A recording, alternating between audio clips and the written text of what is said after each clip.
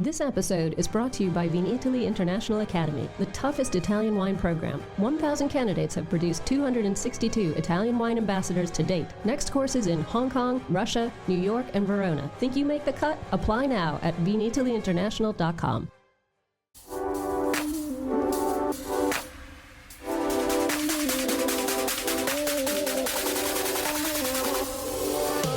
Welcome to another episode of On the Road Edition, hosted by Stevie Kim.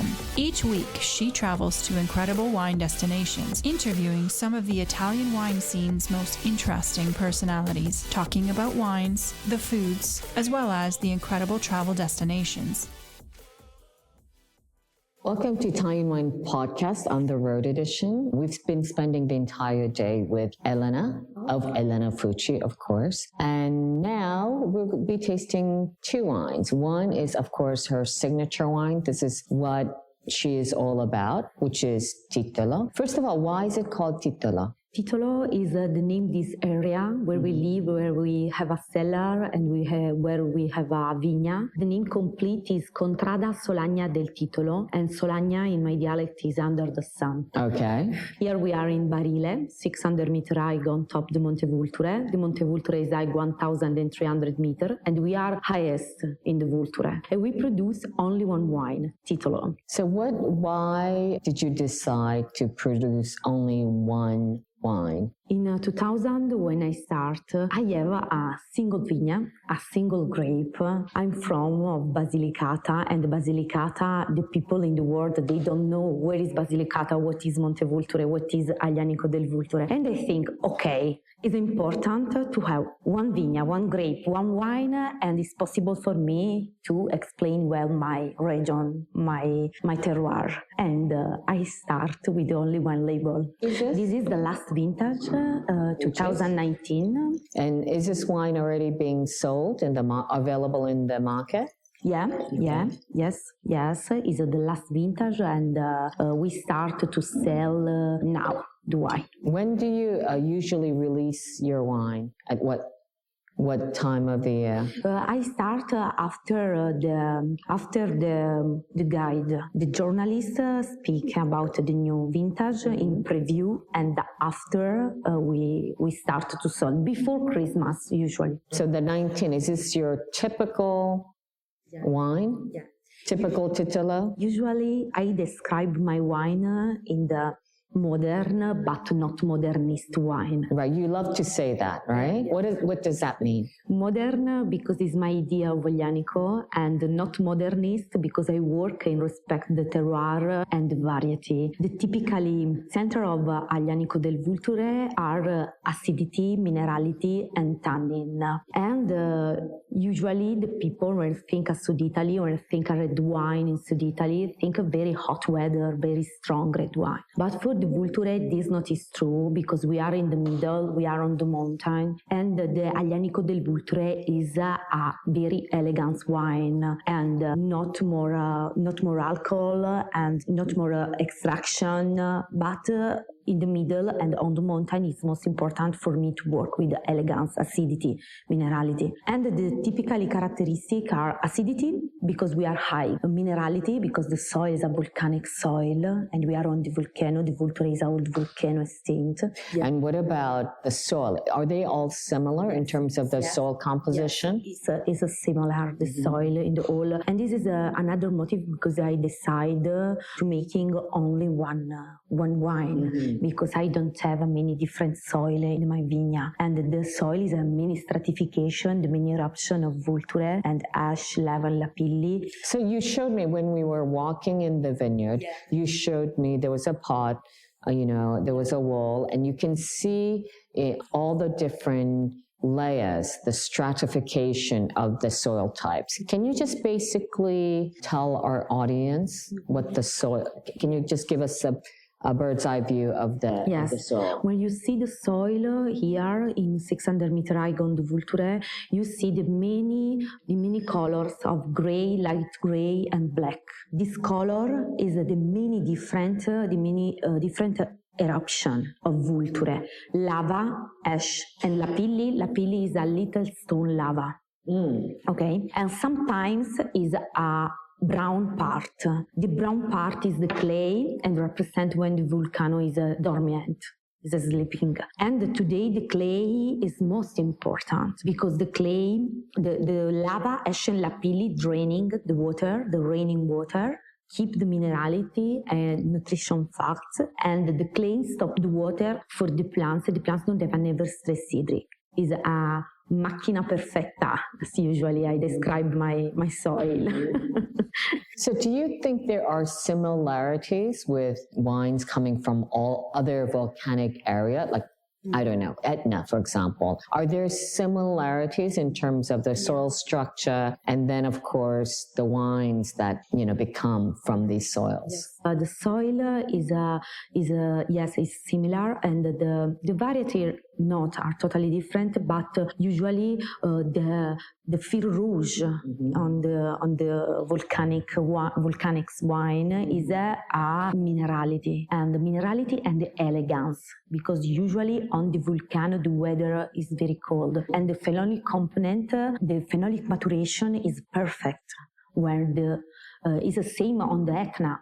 Etna is on the sea, yes, and the variety, the grape is totally different of Aglianico del Vulture. Let me ask you a question. Are there white grape varieties able to thrive, to grow in this area? Here in the past, we have more Malvasia and Moscato. Grape. What kind of Moscato? Moscato, but for the sweet wine, not for, or spumante. But in the past, in the 1917, in the 10 years, they cut the vineyard, the people here, and we don't have.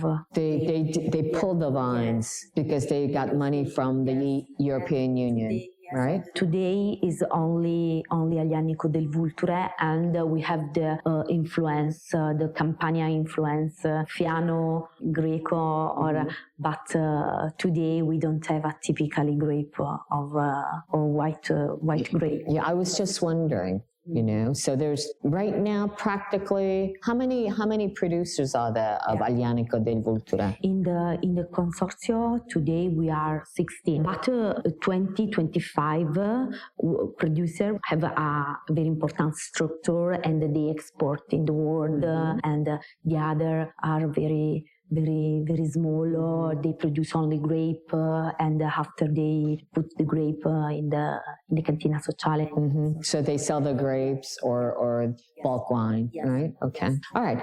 So, of course, how many wines do you produce? You produce Titolo, but there are you have different labels, right? You did a rosé recently. You did one in amphora. Right. I produce only Titolo, 30,000 bottles, and after I have many different color in the label with amphora, superiore, riserva, and rosato, but are very small special edition. And for example, Titolo is 30,000 bottles, rosato is 900 bottles, riserva is 400 bottles, and a very small quantity. And what about the amphora wines? Is 900 bottles. But I just saw today that you had ordered additional amphoras. Yes. So this means you will be increasing amphora wines. Because I think is a very good method of vinification. Because I start with the first experiment in the 2017, and now I decided to buy other 3 amphora, and with the 4 amphora it's possible to produce 4,000